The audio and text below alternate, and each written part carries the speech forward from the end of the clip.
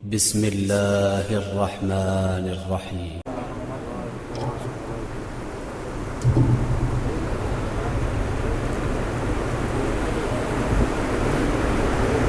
فاتحة. بسم الله الرحمن الرحيم. مالك يوم الدين. إياك نعبد وإياك نستعين. اهدنا الصراط المستقيم. غير المغضوب عليهم ولا الضالين. صل على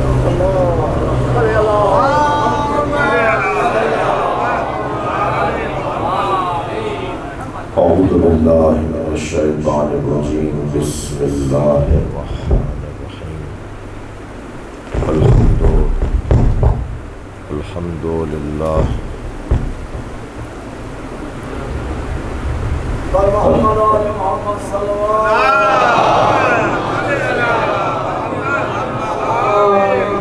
الحمد لله الذي لا يبلغ مدحته القائلون ولا يحصي نعماءه العادون ولا يعدي حقه المجتهدون الذي ليس لصفته حد محدود ولا نعت موجود ولا وقت معدود ولا أجل ممدود فطر الخلائق بقدرته ونشر الرياح برحمته. الصلاة والسلام على الرسول المسدد المصطفى الأمجد المحمود الأحمد سيدنا ومولانا ومولى الكونين جد الحسن والحسين معاني أبا القاسم اللهم صل على محمد وآله الطيبين الطاهرين المعصومين الذين قال الله إنما يريد الله ليذهب عنكم الرجس أهل البيت ويطهركم تطهيرا.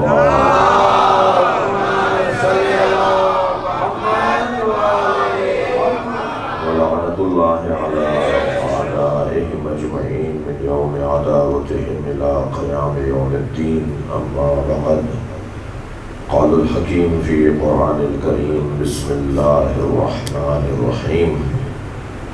فلا وربك لا يؤمنون حتى يحكموك فيما شجر بينهم ثم لا يجدوا في أنفسهم حرجا مما قضيت ويسلموا تسليما.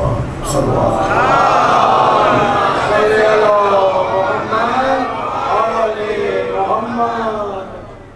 سورہ مبارکہ نساء کی آیت کریمہ ہے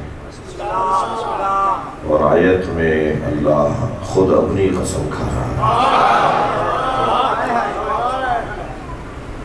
سب سے زیادہ اہمیت کا حامل پیغام وہ ہوگا جس میں اللہ اپنی قسم کھا کے بات ہے. اللہ نے قسمیں تو بہت کھائی ہیں. کبھی صبح کی قسم کھائی ہے، کبھی ظہر کی قسم کھائی ہے، کبھی عصر کی قسم کھائی ہے، کبھی رات کی قسم کھائی ہے، کبھی اس نے نبی کی قسم کھائی ہے، کبھی سورج کی قسم کھائی ہے، کبھی چاند کی، کبھی ستارے کی، کبھی گھوڑے کی ٹانگوں سے ہونے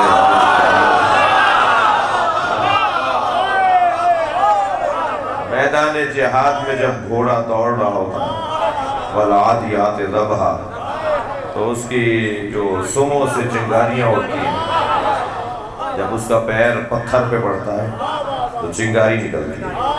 اللہ اس چنگاری کی قسم کھا رہا ہے. پھر اس کی سانس لینے کی جو آواز آتی ہے، تیز دوڑنے والے گھوڑے کی سانس کی آواز آتی ہے، اللہ اس سانس کی قسم کھا رہا ہے. مسلمانوں کو یہی تو سمجھانا چاہتے ہیں کہ اللہ گھوڑے کی قسم نہیں، گھوڑے کے پیروں کی قسم ہے. اللہ گھوڑے کے سانس کی قسم کھا رہا ہے. تو جس گھوڑے کی اللہ قسم کھا رہا ہے وہ ہمارے باہر میٹ جت میں چلنے والا گھوڑا نہیں ہے.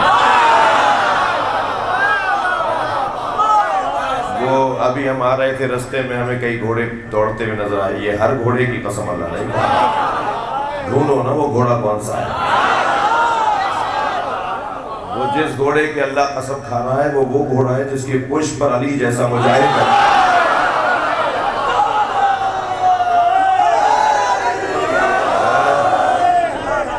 کی پشت پر مجاہد بیٹھے تو تمہیں گھوڑا تو یاد آیا۔ عجیب داستان ہے مسلمانوں کی، نبی کے ہاتھ سے رات کی تاریکی میں گرنے والی سوئی تو نظر آ جاتی ہے،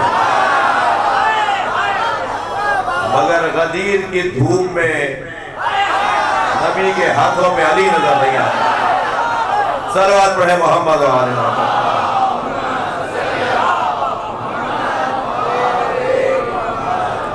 توجہ کر لیا آپ نے؟ تو قرآن میں اللہ نے قسمیں بہت کھائی ہیں، اور خاص طور پر اس نے جن چیزوں کی قسمیں کھائی ہیں ان کا مقام بہت بلند ہے۔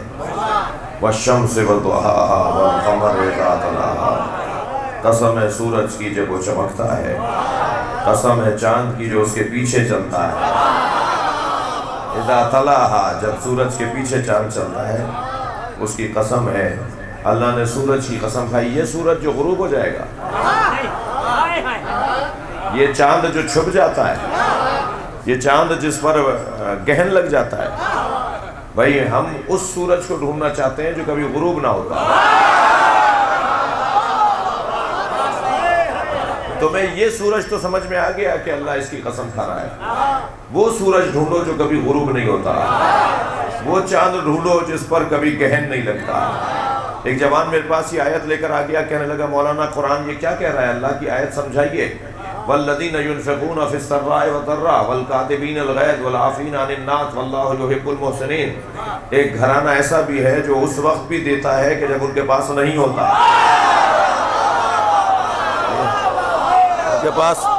ان کے پاس پیسہ نہیں ہوتا تب بھی دیتے ہیں، اور پیسہ ہوتا ہے تب بھی دیتے ہیں۔ تو میں نے کہا اس میں الجھن کیا ہے؟ کہنے لگا سمجھ میں نہیں آ رہا، پیسہ نہیں ہوگا تو دیں گے کیسے؟ پیسہ جب ہے ہی نہیں تو ہم دیں گے کیسے؟ میں نے کہا نہیں، شجاعت کا تعلق باستینوں کے لوٹنے سے نہیں ہے، اور سخاوت کا تعلق پیسے سے نہیں ہے۔ تم سخی ہوتے تو تمہارے پاس پیسہ ہوتا۔ پہلے سخاوت کو ایجاد کرو تاکہ اللہ تمہارے ذریعے بانٹنا شروع کر دے۔ ہم یہ جو بزرگوں کے مزاروں پر جاتے ہیں، جو ہم اولیاء الہی سے مدد مانگتے ہیں، ہمیں بڑا اطمینان ہے، ہم کوئی شرک نہیں کر رہے ہیں۔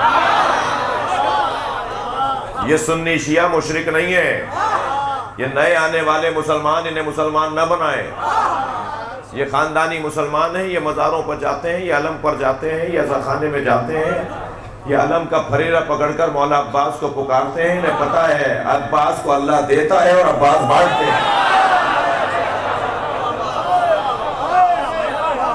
اللہ اپنے ولیوں کو دیتا ہے اور ولی بانٹ دیتا ہے، اس لیے کہ قرآن کا قاعدہ ہے ولی کسے کہتے ہیں؟ وہ ولی وہ ہو ہی نہیں سکتا جو متقی نہ ہو، جو گناہوں سے نہ بچے وہ ولی نہیں ہوتا۔ گناہگار ولی نہیں ہو سکتا، یہ تو طے ہے نا۔ بہت موٹی سی بات میں اپنے بچوں کے لیے کر رہا ہوں، جو گناہگار ہوگا وہ اللہ کا ولی نہیں ہو سکتا۔ اللہ کا ولی ہونے کے لیے تقویٰ ضروری ہے، گناہوں سے بچنا ضروری ہے، پرہیزگاری ضروری ہے جی۔ اور گناہ کی بھی دو قسمیں ہیں، ایک چھپ کر گناہ ہوتا ہے اور ایک مجمع میں گناہ ہوتا ہے، چوک پر گناہ ہوتا ہے، پوری مارکیٹ میں سب کو پتا ہے کہ یہ جعلی دوائیاں بیچ رہا ہے، پوری مارکیٹ میں سب کو پتا ہے کہ یہ جو چاول بیچ رہا ہے یہ 2 نمبر ہے، یہ جو فلاں چیز بیچ رہا ہے وہ جعلی ہے، تو یہ چوک پر گناہ کر رہا ہے، ٹھیک ہے نا، یہ مجمع میں گناہ کر رہا ہے۔ تو گناہ 2 طرح کے ہیں، ایک چھپ کر گناہ اور ایک علنی گناہ۔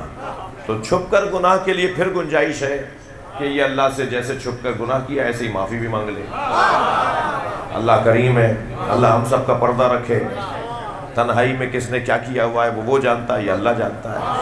اللہ سے دعا کرنی چاہیے کہ یا اللہ مجھے تنہائی کی باتیں تو جانتا ہے، اسے تو اپنے تک رکھ، اور اللہ کہتا ہے مجھ سے بات کر لو ورنہ میں تمہارے مصطفیٰ کو بتا دوں گا، میں اپنے نبی کو بتا دوں گا کہ تم نے کیا کیا ہے۔ اگر ہم اللہ سے معاملہ طے کر لیں، صلوات پڑھیں ذرا محمد و آلہ۔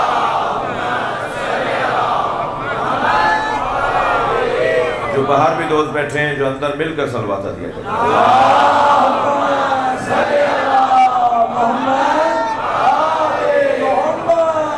ایک جملہ اور سن لیجئے، یہ جو تنہائی کا گناہ ہے نا، یہ اس وقت رسوا کر دیتا ہے کہ جب انسان اس کی تکرار کرتا ہے. جب یہ تکرار ہوگی تو پھر یہ رسوائی کی طرف لے جائے گا. پھر اللہ حجاب ہٹا دے گا, پھر اللہ پردہ ہٹا دے گا, اور جب پردہ ہٹے گا تو پھر منہ دکھانے کے قابل نہیں رہے گا. میں نے کتنے ہی لوگ دیکھے ہیں کہ جن کا گناہ جب عام ہوا تو وہ شاید زندگی گزارتے 20 سال اور 1 ہفتے میں مر گئے, شرمندگی کی وجہ سے مر گئے. تو اللہ سے دعا کرنی چاہیے کہ اللہ جو تو جانتا ہے وہ ہمیں معاف کر دے, تکرار ہم نہیں کریں گے. توجہ چاہوں گا, ایک مولا کا چاہنے والا شراب پی کر نکلا, بچی بھی بوتل بھی ہاتھ میں اٹھا لی کہ آدھی گھر جا کے پیوں گا. کسی شراب خانے سے نکلا, سامنے مولا آ گئے. مولا کو کیسے منہ دکھائے, تو دیوار کی طرف منہ موڑ کر کھڑا ہو گیا کہ مولا پیچھے سے گزر جائیں, پہچانے نہیں کہ میں کون ہوں. مولا اس کے قریب آ کے کھڑے ہوئے, مولا نے فرمایا تم نے کوئی گناہ کیا ہے, ہم سے منہ نہیں موڑو. تو وہ جو شراب کی بوتل تھی ویسے پیچھے چھپا لی اپنے. مولا کی طرف مڑا تو شراب پیچھے. امام نے فرمایا یہ کیا ہے تمہارے ہاتھ میں؟ کہنے لگا سرکہ ہے. جھوٹ بول دیا, یہ رسوا ہو رہا ہے نا. امام نے فرمایا میرے ہاتھ پہ ڈالو. سرکہ ہے تو ہمیں بھی دو, سرکہ ہے نا ہمیں بھی دو. اب کیسے ڈالے شراب؟ امام معصوم, امام صادق, کیسے امام کے ہاتھ پہ شراب ڈال دے؟ یہ مر جائے گا مگر یہ کام نہیں کرے گا. فوراً اللہ سے لو لگائی, یا اللہ مجھے ذلیل نہ کر, میں اپنے امام کے آگے ذلیل ہو رہا ہوں. جیسے تار جڑا نا اللہ سے, جیسے رابطہ ہوا, فوراً امام نے فرمایا جو تیرے ہاتھ میں ہے وہ سرکہ ہے, ہم کہہ رہے ہیں سرکہ ہے. اور وہ شراب سرکہ بن گئی. مگر امام نے ہاتھ پکڑ کر کہا یہ جو گناہ آج تو نے کیا ہے آج کے بعد نہیں کرے گا, مجھ سے وعدہ کر. ہم اپنے امام کو زندہ مانتے ہیں. یہ ہم جب امام بارگاہ میں آتے ہیں نا اور علم کو چھوتے ہیں نا, یہ امام کی بیعت کر رہے ہوتے ہیں. عزیزو, گناہ جو تنہائی کا گناہ ہے اس کے لیے اللہ سے بات کی جائے, وہ کریم ہے, کرم کرے گا. لیکن جو علنی گناہ ہیں ان سے پھر عوام سے بھی معافی مانگنی پڑے گی, پھر لوگوں سے بھی معافیاں مانگنی پڑیں گی. پھر صرف اللہ سے, اللہ کہے گا ان سے بھی معافی مانگو, تم نے ان کا بھی خیال نہیں کیا, تم نے سماج کا نقصان کیا ہے, تم نے معاشرے کا نقصان کیا ہے. توجہ کر لیا آپ نے؟ وہ جو اللہ قرآن میں قسمیں کھا رہا ہے, ان قسموں میں ہمیں ایسے سورج کی تلاش ہے جو کبھی غروب نہ ہو, ہمیں ایسے چاند کی تلاش ہے جس پر کبھی گہن نہ لگے. اور وہ سورج جس کی قسم اللہ قرآن میں کھا رہا ہے, والشمس وضحاہا کہہ کر, وہ سورج محمد مصطفیٰ. اور وہ چاند جو محمد کے پیچھے چلتا ہے اسے علی کہا جاتا ہے. اور اس چاند کے اوپر کبھی بھی گہن نہیں لگتا. یہ زندان میں بھی ہوں تو آزادیاں دلوا رہے ہوتے ہیں, ان کے گھر میں فاقے ہوں تو یہ رزق بانٹ رہے ہوتے ہیں. ان کے اپنے گھر میں کھانے کو نہیں ہوتا مگر جو ان سے مانگے وہ خالی ہاتھ نہیں جاتا, کیونکہ ان کا معاملہ اللہ کے ساتھ کچھ اور چل رہا ہوتا ہے. یہ امتحان کی کیفیت سے گزر رہے ہوتے ہیں. چھوڑ دیجئے ان لوگوں کو جو چپتے ہوئے جملے کہتے ہیں اور محرم آنے پر تو انہیں زیادہ یاد آتا ہے. اچھا ان کے پاس اس کے علاوہ ہے کیا؟ میں تو بعض اوقات جو ہمارے خلاف بیٹھے ہوئے تقریریں کر رہے ہیں نا اپنے ٹھنڈے کمروں میں, جی بڑی بڑی مسجدوں میں جہاں اے سی لگے ہوئے ہیں وہاں بیٹھ کے تقریریں کر رہے ہیں اور پہ کلپ ڈالے جا رہے ہیں, تو میں ان کے اوپر کبھی کبھی مجھے رحم آتا ہے. مجھے کبھی کبھی ان پہ ترس آتا ہے, اس لیے کہ مجبور آدمی کا یہی تو حربہ ہے. تمہارے پاس کربلا تو ہے نہیں, تمہارے پاس حسین تو ہے نہیں. 50 دفعہ کہتے رہو ہم بھی حسین کو مانتے ہیں, حسین کو بھی مانتے ہو, یزید کو بھی مانتے ہو, تو پھر سیدھا سیدھا کیوں احسان کر رہے ہو یہ کہہ کر کے حسین کو مانتے ہیں؟ تو میں تو انہیں مجبور سمجھتا ہوں, ان پہ رحم آتا ہے مجھے. ان کے پاس کچھ بھی نہیں ہے. محرم سے پہلے ایک اخبار میں کسی خاتون, تاریخ کی ایک خاتون کے اوپر ایک پورا آرٹیکل چھپا جنگ میں, تو جسے دیکھو وہ اخبار لا رہا ہے میرے پاس کہ جی اس کا جواب دیجیے، اس کا جواب دیجیے۔ تو ہم نے نشہ پار کی ابھی عشرے کی مجلس میں، ہم نے شاید پہلی یا دوسری مجلس میں جواب دیا۔ ہم نے کہا جی ان کا جواب یہ ہے کہ یہ مجبور ہیں، ان کے پاس کردار ہی نہیں ہے بیان کرنے کا، پھر یہ ایسے ہی کردار بیان کریں گے کہ جو یزید کی دادی ہوگی، جس نے حضرت حمزہ کا جگر چبایا ہوگا، جب ان کے پاس ان کے علاوہ لوگ ہی نہیں ہیں تو یہ کیا کریں؟ تو یہ تو بیچارے مجبور لوگ ہیں۔ دعوت دیجئے ان لوگوں کو کہ آئیے کردار بن۔ ہر جگہ صاحبان دقت لوگ بیٹھے ہوئے ہیں، شخصیات بیٹھی ہیں، یہ میرا جملہ تکراری ہے مجھے معاف کیجیے گا، ہر جگہ ایک ہی آواز، ہر جگہ ایک ہی پکار کہ میرٹ پہ تبادلے ہونے چاہیے، میرٹ پہ داخلے ہونے چاہیے، میرٹ پہ پارٹی ٹکٹس ملنے چاہیے، میرٹ پہ ٹرانسفر ہونے چاہیے۔ ہم بھی تو 1400 سال سے یہی کہہ رہے ہیں کہ نبی کے بعد میرٹ پہ ماننا چاہیے۔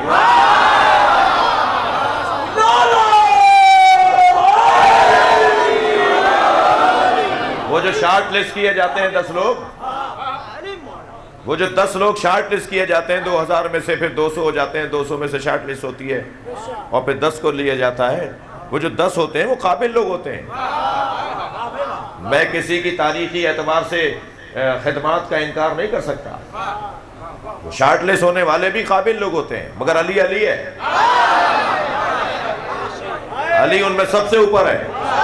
تو ہماری بحث یہ ہے کہ جب آپ شارٹ لسٹ کر کے بھی بہتر سے بہتر کی تلاش میں ہیں تو پھر یہاں تاریخ اسلام میں آپ کو بہتر سے بہتر علی نظر نہیں آ رہے، اہل بیت نظر نہیں آ رہے۔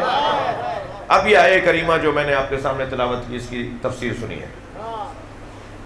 فَلَا وَرَبِّكَ لَا يُؤْمِنُونَ حَتَّى يُحَكِّمُوكَ فِي مَا شَجَرَ بَيْنَهُمْ۔ اے میرے حبیب تمہارے رب کی قسم، اللہ خود اپنی قسم کھا رہا ہے، اے میرے حبیب تمہارے رب کی قسم وہ مومن ہی نہیں ہے جو تمہیں اپنا حاکم نہ مانے۔ اے میرے حبیب تمہارے رب کی، خود رب قسم کھا کے کہہ رہا ہے، تمہارے رب کی قسم وہ مومن ہی نہیں ہے جو تمہیں حاکم نہ مانے۔ اللہ اکبر۔ ثم لا یجدوا فی انفسہم حرجا مما قضیت، اور جب تم فیصلہ، جو حاکم نہ مانے وہ مومن ہی نہیں ہے، اور جب تم فیصلہ سنا دو، حکومت کا فیصلہ سنا دو، اپنی حکمرانی ثابت کر دو، تو پھر وہ مومن ہی نہیں ہے جو بال برابر بھی تمہارے فیصلے پر اعتراض کرے۔ تمہارے فیصلے پہ اعتراض کرنے والا مومن نہیں ہو سکتا، اور نہ صرف اعتراض نہ کرتا ہو بلکہ یسلم تسلیما، ایسے تسلیم رہے، ایسا جھکا رہے جیسے جھکا رہنے کا حق ہے، بال برابر بھی نبی کے فیصلوں پر اعتراض نہ ہو۔ عزیزان گرامی، بہت دیر سے آپ عبادت میں مصروف ہیں، میں اپنے اصلی مضمون پر آ گیا۔ سرکار نے 63 برس کی زندگی میں 63 برس کی زندگی میں ماحول تیار کیا، لوگوں کے ذہن بنائے، لوگوں کو آمادہ کیا۔ اب فیصلہ سنائیں گے حج کے سفر سے لوٹتے ہو۔ کوئی دن ایسا نہیں گزرا جس دن علی کی بات نہ کی ہو، بلکہ اگر مجھ ناچیز اور نااہل طالب علم سے کوئی کہے کہ آپ یہ بات بتائیے کہ سرکار کی 63 برس کی زندگی میں سرکار نے کیا پیغام پہنچائے، سارے پیغاموں کے اصلی پیغام بتائیے کہ وہ پیغام بھی اس پیغام کی وجہ سے تھا، وہ بات بھی اس بات کی وجہ سے تھی، تو میں کہوں گا صرف 2 پیغام پہنچائے سرکار نے، 2 اصلی پیغام سرکار نے پہنچائے۔ یہ اللہ سمجھایا یا علی سمجھایا؟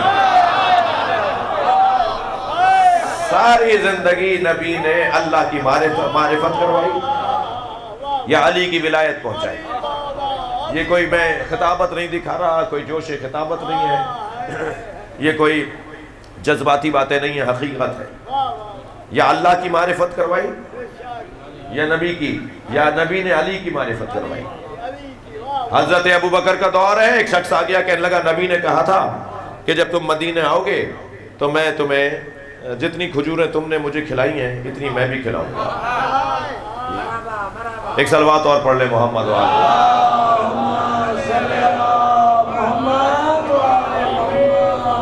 سرکار سفر پر تھے، اس نے کچھ کھجوریں نبی کو کھلائی تھیں، حضرت نے فرمایا جب تم مدینے آؤ گے تو میں بھی تمہیں اتنی ہی کھجوریں کھلاؤں گا جتنی ہی تم نے مجھے کھلائی ہیں۔ حضرت کا کہ وصال ہو گیا، سرکار کی رحلت ہو گئی۔ حضرت ابوبکر کا دور حکومت ہے، وہ آ کے بیٹھ گیا، کہنے لگا کہ مجھے نبی نے کہا تھا، تو نبی کا وارث کون ہے؟ تو حضرت ابوبکر نے فرمایا علی کو بلاؤ، اور جب علی مولا کو بلایا گیا تو کہا علی نبی نے اس سے ایسے کہا تھا، آپ اسے کھجوریں دے دیں۔ مولا نے چند مشت کھجوروں کی مٹھیاں بھر بھر کے کچھ کھجوریں اسے دے دیں۔ تو وہاں بیٹھے ہوئے اصحاب میں سے کسی نے کہا کہ حضرت ابوبکر سے کہا کہ یہ کام تو آپ بھی فرما سکتے تھے، کھجوریں ہی تو دینی تھیں، علی نے بھی دی، آپ بھی دے دیتے۔ فرمان لگے کہ نہیں، علی کا دینا اور میرا دینا مختلف ہے، اور وہ مختلف اس لیے ہے کہ جب ہم ہجرت کی رات غار میں تھے تو سرکار نے مجھ سے علی کے بارے میں بہت کچھ فرمایا، اور جو باتیں علی کے بارے میں سرکار نے مجھ سے کی ان میں سے ایک بات یہ فرمائی، اللہ اکبر، اِنَّا کفی و کفا علی، میرے ہاتھ کی گرفت اور علی کے ہاتھ کی گرفت سوا ایک جیسی ہے۔ صلوات پڑھے محمد و آل محمد۔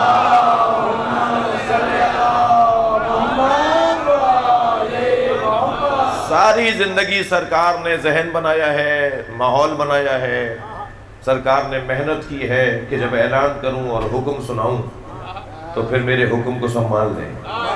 اچھا یہ بات ذہن میں رہے کہ سرکار کو اللہ حاکم بنا رہا ہے، وہی اللہ حاکم بنا رہا ہے جو یہ کہہ رہا ہے کہ میرا محمد وما ينطق عن الهوى ان هو الا وحی یوحی، میرا محمد بات ہی نہیں کرتا جب تک کہ ہم اسے نہ کہہ دیں۔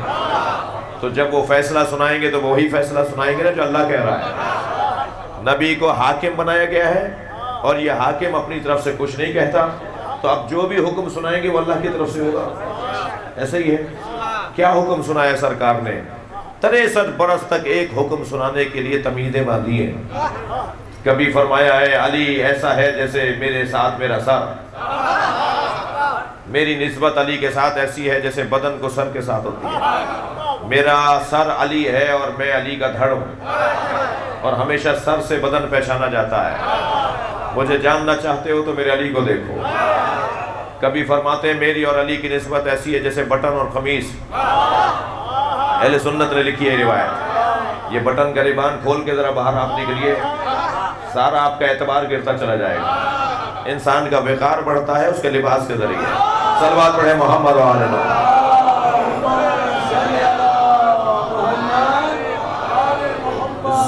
ضمناً بات آ گئی ہے تو کہہ رہا ہوں، دو چیزوں سے انسان کا وقار بڑھتا ہے، ایک لباس سے، ایک اس کی چال سے۔ ایک چال اس کی بتاتی ہے کہ آدمی کون ہے، اور ایک لباس بتاتا ہے کہ یہ آدمی کون ہے۔ جی غریب آدمی ہے، ٹوٹل 2 کپڑے ہیں، مگر اس کا یہ مطلب نہیں ہے کہ دونوں گندے پہنے۔ اچھا ممکن ہے کوئی کہہ صاحب یہ والا فارمولا تو آپ نے امیروں کے لیے دے دیا، لباس تو وہ پہنیں گے جن کے پاس لباس زیادہ ہوں گے، ہمارے پاس تو کپڑے ہی کم ہیں۔ نہیں، کپڑوں کا کم ہونا اور ہے، کپڑوں کا گندا ہونا اور ہے۔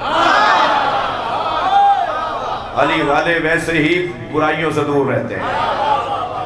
جی لہذا وقار بڑھانے کا ایک حدیث سنائیے میں نے آپ کو۔ ایک لباس کے ذریعے سے انسان کا وقار ظاہر ہوتا ہے، اور ایک اس کی چال کے ذریعے سے، چل کیسے۔ اور آپ گھبرائیں نہیں، مستقبل تشیع کا ہے، کل آپ کا ہے، آئندہ آپ کا ہے، گھبرائیں نہیں، وقت بہت تیزی سے آگے بڑھ رہا ہے۔ مجھے تو امام کے آنے کی خوشبو آ رہی ہے، امام کے ظہور کی خوشبو آ رہی ہے، اس لیے کہ امام کے آنے سے پہلے حقائق کھلیں گے جو کھلنا شروع ہو گئے ہیں، چیزیں کلیئر ہونا شروع ہو گئی ہیں۔ ہمیں بہت ہی ہمت، حوصلے، تحمل، مزاجی، برداشت، صبر کے ساتھ آگے بڑھنا ہے۔ نظریہ ہے تو پھر نظریے کو لینے والے نظریاتی ہوتے ہیں، بہت ہی سمجھداری سے، حکمت سے آگے بڑھنا ہے۔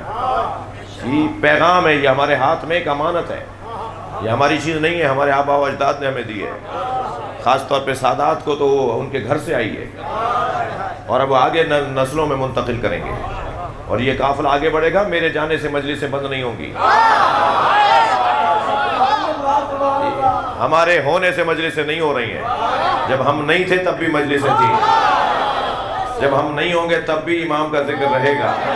یہ میری عزت ہے کہ میں اس ذکر میں آ کے بیٹھا ہوں، میری وجہ سے مجلس نہیں ہو رہی، میں مجلس کی وجہ سے ہوں۔ اور خاص طور پر وہ لوگ جو کبھی کبھی مجلس میں جاتے ہیں، اگر وہ اس وجہ سے نہیں جاتے کہ ان کو معیار اچھا نہیں لگ رہا، تو معیار اس ملک میں اچھا ہوتا جا رہا ہے۔ آپ کم سے کم نوحہ سننے چلے جائیے، جب زلجنہ نکلے اور علم نکلے اس وقت زیارت کرنے چلے جائیے، مگر یہ عذر نہیں بنے گا کہ خطیب اچھا نہیں تھا، ذاکر اچھا نہیں تھا اس لیے میں مجلس سننے نہیں گیا۔ تم مجلس ذاکر کی سننے گئے تھے یا حسین کا نام سننے گئے تھے؟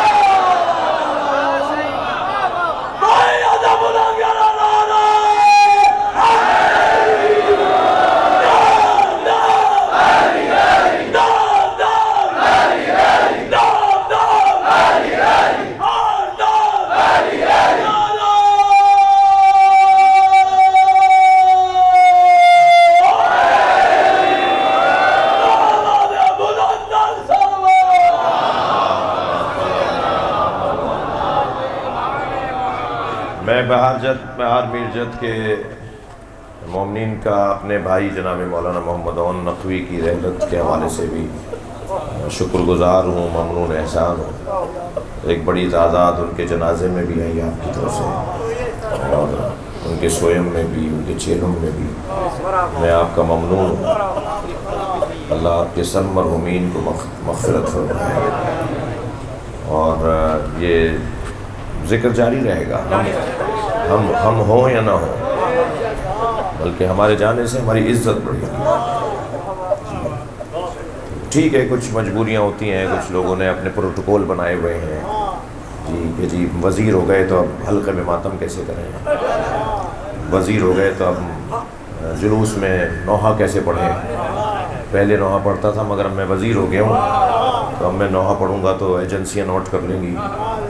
تو میں تو یہ بات بارہا کہتا ہوں، یہ کرسی آنے جانے والی ہے، یہ دنیاوی منصب آنے جانے والے ہیں۔ جو چیز ہمیں مطمئن رکھے گی وہ ذکر حسین ہے۔ اور آپ نے جو ہمتیں نہیں کی ہیں اسی وجہ سے تو پھر آپ کو علیحدہ کیا گیا ہے نا۔ اگر پاکستان کے وفاقی کابینہ میں اور صوبائی کابینوں میں مل جل کر اگر 50 وزیر بھی حسینی ہیں اور عزادار ہیں اور وہ ہمت کریں تو پھر یہ والی گفتگو اداروں میں بھی ختم ہو جائے گی۔ یہ تھوڑی سی ہمت کریں، بہادری دکھائیں۔ میں یہ بار بار کہتا ہوں کہ بزدل تو علی والا ہوتا ہی نہیں ہے۔ مجھے تعجب ہوتا ہے ان شیعہ زمینداروں پر، ان شیعہ پولیٹیشنز پر، ان شیعہ وزیروں پر جو ہاتھ باندھ کے نماز پڑھتے ہیں۔ وہ کیا کریں، سب نے باندھے ہوئے تھے، تو سب جہنم میں جائیں گے تو تم بھی جاؤ گے۔ ہاتھ باندھنے والا جہنم میں نہیں جائے گا، میں یہ نہیں کہہ رہا، میں ہرگز یہ نہیں کہہ رہا، میں فرقہ واریت نہیں پھیلا رہا۔ مراد وہ محاورتاً میں نے کہا ہے کہ یہ کیا بات ہوئی کہ سب ایسا کر رہے تھے تو میں سب اگر جہنم میں جائیں گے تو تم بھی جاؤ گے، یہ کون سی بات ہوئی؟ کیا تمہیں شرمندگی ہے کہ علی کو مانتے ہو؟ سینہ ٹھوک کر کہو کہ علی والا ہوں، گردن سیدھی کر کے کہو کہ امام جعفر صادق کے حکم پر عمل کرو۔ یہ ہمارے بڑے لوگوں کی بزدلی نے ہماری قوم کو نقصان پہنچایا۔ صلوات پڑھیں محمد و آل محمد۔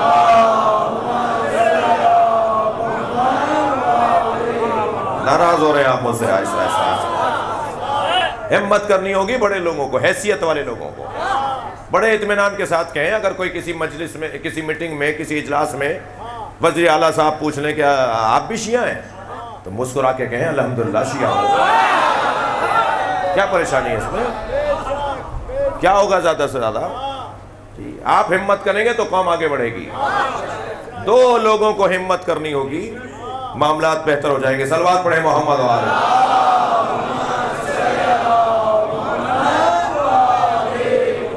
ایک صاحبان ثروت اور صاحبان حیثیت لوگوں کو، جن کے پاس حیثیت ہے، اللہ نے ان کو مقام دیا ہے، اللہ نے انہیں دولت دی ہے، جی اللہ نے انہیں دولت دی ہے، پیسہ دیا ہے، کرسی دی ہے، وزارت دی ہے۔ ایک انہیں ہمت کرنی ہوگی، ایک علماء کو سجا کر بات کرنی ہے، حکمت سے بات کرنی ہے۔ کسی کو چڑھانے کے لیے میں نہیں آیا، یہ مجلس ہم کسی کو چٹکی بھرنے کے لیے نہیں کر رہے، یہ مجلس صرف اس لیے کی جا رہی ہے کہ ہمارا تعلق حسین سے گہرا ہو۔ کل تک جہاں حسین مولا کو سوچتے تھے، آج اس سے زیادہ اچھا سوچیں، ایک منزل اور آگے آ جائیں امام حسین کی معرفت میں، اور یہ کاروان ہے، قافلہ ہے جو چلتا رہے گا۔ اور یہی مقصد ہے ان مجلسوں کا. اور کس کے قریب آنا چاہتے ہیں؟ جس کے قریب آنے سے اللہ راضی ہوگا، معاشرہ ٹھیک ہوگا، سماج بہتر ہو جائے گا. حسین مولا تہذیب اور اقدار کے مروج ہیں، پاسدار ہیں. مولا نے تہذیب کی حفاظت کی ہے، انسانی معاشرے کی حفاظت کی ہے. فرما رہے ہیں یزید شراب پیتا ہے، علنی جرم کرتا ہے، بے گناہوں کو قتل کرتا ہے، پھر فرما رہے ہیں کہ میں امت کی اصلاح کرنے جا رہا ہوں. یہ نہیں فرمایا میں یزید کی اصلاح کرنے جا رہا ہوں. برا تو یزید تھا، تو اصلاح یزید کی کیوں نہیں کر رہے؟ خود فرمایا کہ یزید میں یہ برائی ہے، یہ برائی ہے، یہ برائی ہے، اور پھر فرماتے ہیں انما خرجت لطلب الاصلاح فی امت جدی، میں نانا کی امت کی اصلاح کرنے جا رہا ہوں. تو مولا امت میں برائی کیا ہے؟ ایک برائی بھی نہیں بتائی امام نے، امت کی ایک برائی نہیں بتائی، اور فرما رہے ہیں امت کی اصلاح کرنے جا رہا ہوں. جب برائی آپ نہیں بتا رہے تو اصلاح کس چیز کی سمجھنا چاہ رہا ہوں؟ مولا کے اس قول کو سمجھنا چاہ رہا ہوں. مولا فرما رہے ہیں کہ میں کربلا اس لیے جا رہا ہوں تاکہ میں نانا کی امت کی اصلاح کروں. اور پھر خطبہ دیا کہ جب کہا کہ بیعت کریں یزید کی، تو فرمایا یہ ایسا ہے، یہ ایسا ہے، یہ ایسا ہے، میں اس کی بیعت نہیں کروں گا. تو برا تو یزید تھا، اصلاح امت کی کیوں ہے؟ توجہ چاہوں گا.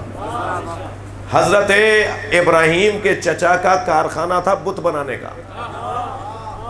جو آزر جن کا نام قرآن میں آیا ہے نا، جن کو یاد اللہ نے بھی کیا ہے قرآن میں، وہ ان کا کارخانہ تھا بت سازی کا. آرڈر آتے تھے فلاں فلاں محلوں سے، فلاں فلاں گاؤں سے کہ اتنے بت بنا کے بھیج دیجئے، اور ہمارا بت ٹوٹ گیا تو نیا بھیج دیجئے. تو یہ اس کارخانے میں بت بناتے تھے اور بیچتے تھے. حضرت ابراہیم کو اپنے چچا کا کارخانہ بند کروانا چاہیے تھا نا، بت خانے میں جا کے بت کیوں توڑے؟ کسی کا بازو توڑ دیا، کسی کی آنکھ پھوڑ دی، کسی کی ناک کاٹ دی، اور بڑے بت کے گلے میں کلہاڑی لٹکا دی. آپ کا چچا تو کارخانہ لگا کے بت بیچ رہے ہیں، انہیں تو آپ نے کچھ نہیں کہا، اور جا کے بت توڑ دیے بت خانے کے. حسین یزید کو برا بول رہے تھے نا کہ برا یزید ہے، تو اصلاح امت کی کیوں کر رہے ہیں؟ عزیزان گرامی، یہ قاعدہ ہے، جب تک مارکیٹ میں کسی چیز کی ڈیمانڈ رہے گی کارخانے چلیں گے.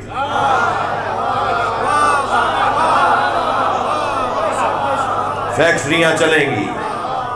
جی ڈیمانڈ بدل دیجئے، کارخانے بدل جائیں گے. تھک رہے ہیں میری باتوں سے؟ اگر حضرت ابراہیم نے اپنے چچا کا کارخانہ توڑا ہوتا، بند کروایا ہوتا، تو دوسرا کارخانہ کھل جاتا. اس لیے کہ مارکیٹ میں بت مانگا جا رہا ہے، لوگ بت مانگ رہے ہیں، یہ بند ہوگا دوسرا کھل جائے گا کارخانہ. اساسی کام کرو، بنیادی کام کرو. ایک کارخانہ بند کرنے سے حل نہیں نکلے گا. مزاج بدلو جو بت نہ مانگے.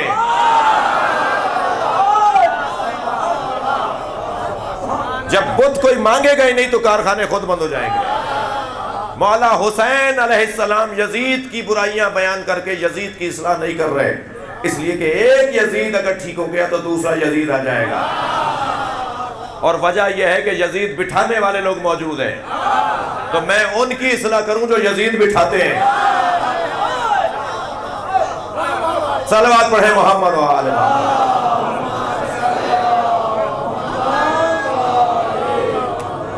معاشرے کی اصلاح جب تک نہیں ہوگی، معیار اور شعور اور فہم و فراست، حکمت، دانائی جب تک بڑھے گی نہیں، شعور جب تک بڑھے گا نہیں، اس وقت تک کام ٹھیک ہونے والے نہیں ہیں. آپ اپنے ان سنی بھائیوں کے پاس جائیں، شیعہ بھائیوں سے کہہ رہا ہوں، ان کو جا کر ان سے بات کریں، انہیں سمجھائیں، انہیں دعوت دیں، انہیں کہیں سب کا احترام رکھو مگر حسین حسین ہے. کسی کے ہم برائی کرنے کے لیے یہاں جمع نہیں ہے، مگر علی علی ہے. سیدہ جیسی دنیا میں کوئی عورت نہیں ہے، جناب زینب جیسی قربانی کسی خاتون نے نہیں دی. ہم کوالٹی رکھنے والے لوگ ہیں، معیار رکھنے والے لوگ ہیں جی، جن کے کردار میں ایک بال برابر بھی دھبا نہ ہو، ان کے دروازے پر بیٹھے ہیں. جب اتنے بڑے لوگ کہ جن کے ہاں ہر اعتبار سے کمال ہی کمال، وہ اللہ کے دین کی خاطر قربان ہو سکتے ہیں، تو میں دو گلی چل کر کسی کو اصلاح کرنے کے لیے نہیں جا سکتا؟ میرے محلے میں اگر دو بندے آپس میں لڑ رہے ہیں تو میں جا کر ان کو جوڑ نہیں سکتا؟ کوئی غلط فہمی دور نہیں کر سکتا؟ حسین جیسا جب دین پہ قربان ہو جائے تو حسینیت کا ایک پیغام یہ ہے کہ معاشرے کی اصلاح کا عمل جاری رکھنا ہے۔ بیمار سے نفرت نہیں کی جاتی، بیماری سے نفرت کی جاتی ہے، بیمار سے پیار کیا جاتا ہے۔ مولا امام حسن نے بتایا کہ امت کو بیماری ہے غفلت کی، اور مولا حسین نے اس بیماری کا علاج کیا۔ اور بیماری عزادارو جب پکی ہو جائے، پرانی ہو جائے، تو اس کا علاج بھی مہنگا ہوتا ہے۔ امت کی بیماری پکی ہو گئی تھی، علاج بھی آسانی سے نہیں ہوگا۔ حسین کو کربلا میں بڑے سرجن لے جانے پڑیں گے، ڈھونڈ ڈھونڈ کے ماہرین بلانے ہوں گے۔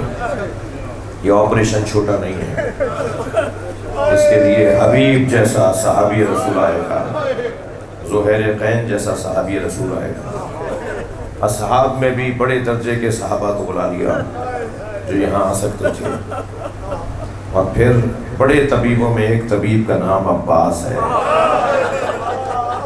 عباس کے بغیر تو یہ عمل مکمل ہی نہیں ہوگا۔ بڑے طبیبوں میں ایک طبیب کا نام علی اکبر ہے۔ اور عزادارو عجیب آپریشن ہے، عجیب عمل جراحی ہے جو حسین مولا نے کربلا کے آپریشن تھیٹر میں کیا ہے۔ ہر جگہ آپریشن نہیں کیا جاتا، جگہ بنائی جاتی ہے اس کے لیے۔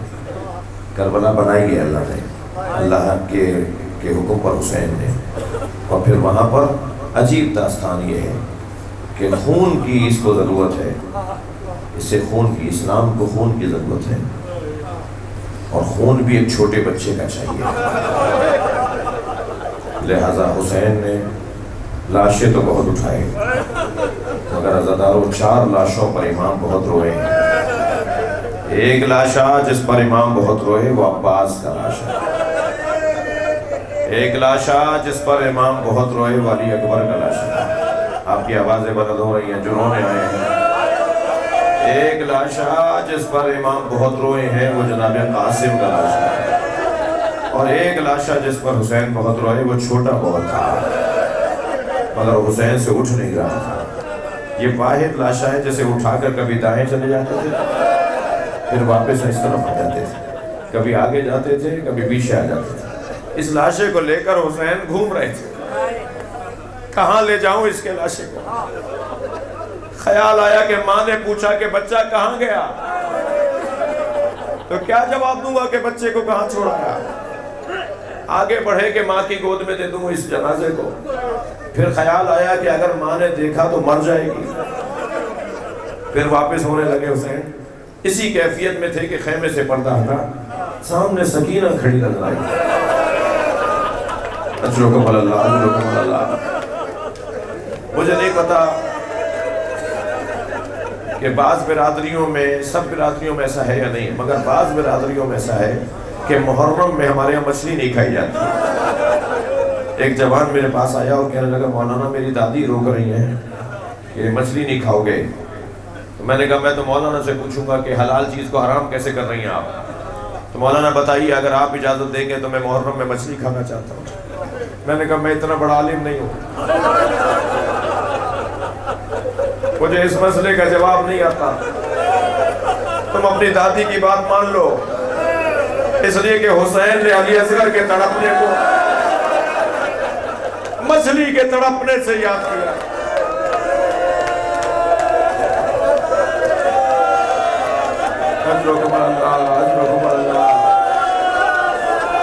جنہیں رونا آ رہا ہے اپنی آواز آزاد کریں گے۔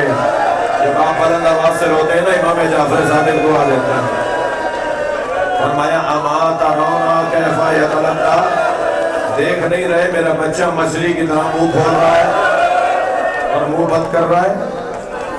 مچھلی جب پانی سے نکلتی ہے تو پہلے تڑپتی ہے، جب اس میں طاقت کم ہوتی ہے تو منہ اٹھاتی ہے اور دم اٹھاتی ہے، جب اتنی طاقت بھی نہیں رہتی تو منہ کھولتی اور بند کرتی ہے۔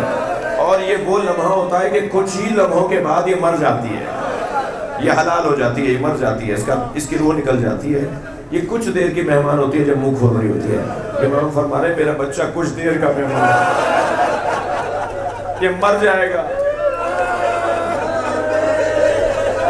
میں نے ایک بزرگ عالم دین سے سنا کہ جب حسین میدان میں کھڑے ہوئے پانی مانگ رہے تھے نا تو درے خیمہ پہ کھڑی ماں رباب کہہ رہی تھی اے میرے والی میرا بچہ مر جائے، آپ دشمن سے سوال نہ کریں،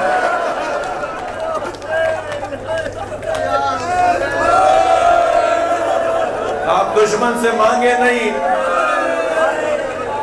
مگر حسین حسین ہے، امام ہے، ہادی ہے، کوشش کرنی ہوگی آخری وقت تک۔ یہ فارمولہ دیا امام حسین نے، جان بچانے کی آخری وقت تک کوشش کرنی ہوگی۔ امام نے فرمایا اسے چند قطرے پانی کے پلا دو، یہ کچھ دیر میں مر جائے گا۔ جب انہوں نے پانی اس پر بھی جواب نہیں دیا نا تو امام نے فرمایا علی اصغر تم خود بتاؤ کتنے پیاسے ہو۔ تو حضرت علی اصغر نے سوکھی زبان نکالنا شروع کی، اپنے دہان سے سوکھی زبان نکالی کی، تو فوجیں منہ موڑ موڑ کے رونے لگے، یزیدی سپاہی منہ موڑ موڑ کے رونے لگے، وہ منظر ان سے برداشت نہیں ہو رہا تھا۔ تو پسر سعد یہ سمجھا کہ کہیں میری ہی سپاہیوں میں انقلاب نہ آ جائے اور لوگ حسین کی طرف نہ چلے جائیں، تو اس نے عمر سعد نے آواز دی، پسر سعد نے عمر سعد نے آواز دی حرملہ کو حرملہ حسین کے کلام کو قطع کر دے۔ اس نے تیر مارا ہے علی اصغر کے گلے پہ، میں اسے کہتا ہوں تو حسین کو مار دیتا۔ کیسے سنگ دل لوگ، حضرت علی اصغر کے گلے پہ تیر مارا، حسین پانی تو نہ پلا سکے مگر اس بچے نے حسین کے چلوں میں خون دے دیا۔ میرے مولا نے خون اپنے چلوں میں لیا، آسمان کی طرف دیکھا تو آواز آئی پانی کبھی نہیں برسے گا۔ امام نے زمین کی طرف دیکھا، آواز آئی کبھی فصلیں نہیں اگیں گی۔ امام نے وہ خون اپنے چہرے پہ مل لیا اور فرمایا قیامت میں اپنے نانا کو یہ چہرہ دکھاؤں گا۔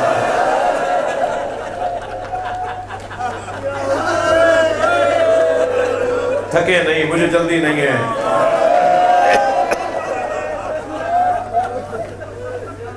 علی اصغر کا لاشا اٹھایا، جو بچہ کچھ دیر پہلے تک تڑپ رہا تھا وہ اب سکون سے سو رہا ہے، اس کی روح پرواز کر گئی ہے، اس کے بدن میں اب روح باقی نہیں ہے۔ امام نے ابا کا دامن ڈال دیا لاشے پر، آپ بھی ڈالتے ہیں نا جب کسی کی رحلت ہو جائے تو اس پہ کپڑا ڈال دیتے ہیں، امام نے اپنا ابا ڈال دی اور لے کے چلے میت۔ سکینہ نے دیکھا کہ بھائی کے ہاتھوں میں حرکت نہیں ہے، جو کچھ دیر پہلے تک تڑپ رہا تھا اب بھائی کے ہاتھوں میں حرکت نہیں ہے، تو وہیں سے آواز دے کر کہا بابا میں بھی پیاسی ہوں، مجھے بھی پانی پلا لائیے۔ میرا بھائی پانی پی کے سو گیا، حسین کیا بتائیں کہ کیسا پانی پیا ہے۔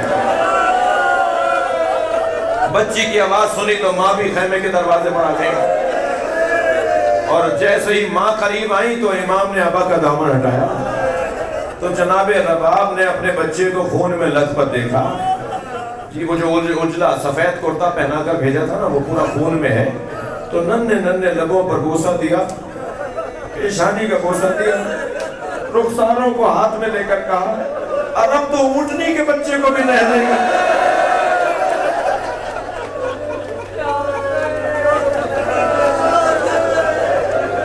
بہت گریہ کر لیا آپ نے۔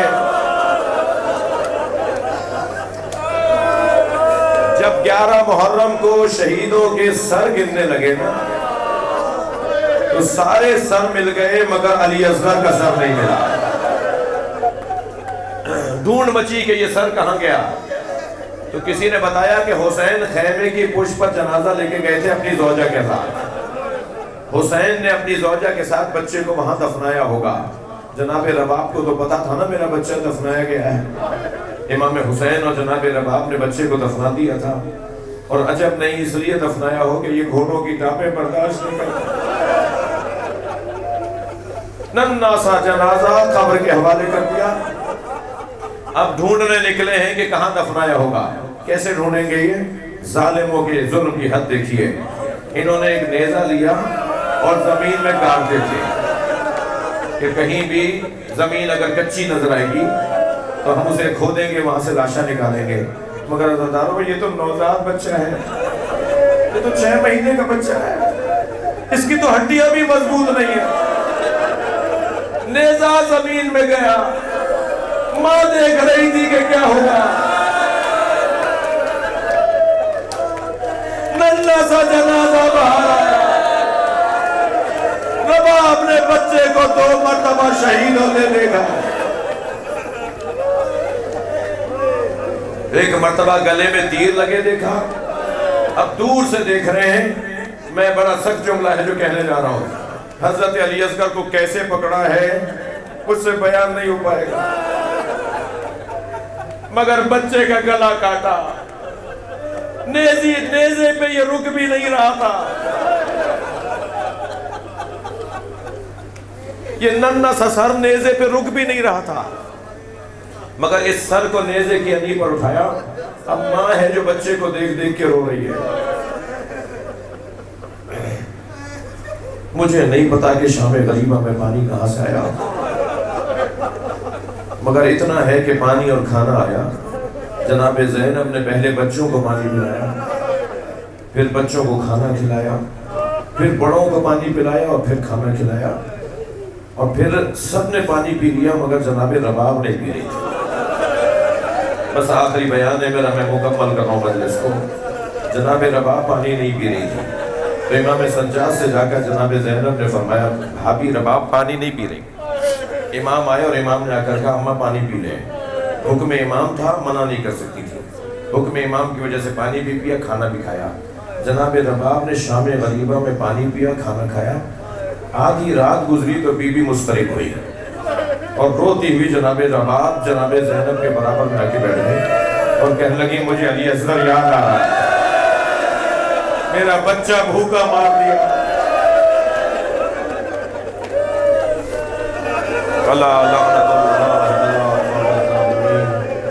فسيعلم الذين ظلموا أي منقلب ينقلبون. یا اللہ نوازوں کا رحمت کر، نوجوانوں کی توفیقات میں نافرمان، ہم سب کی عاقبت میں خیر فرما، بانیان کے رزق میں عزت میں اضافہ فرما، امام زمانہ کے ظہور میں تعلیم فرما. یا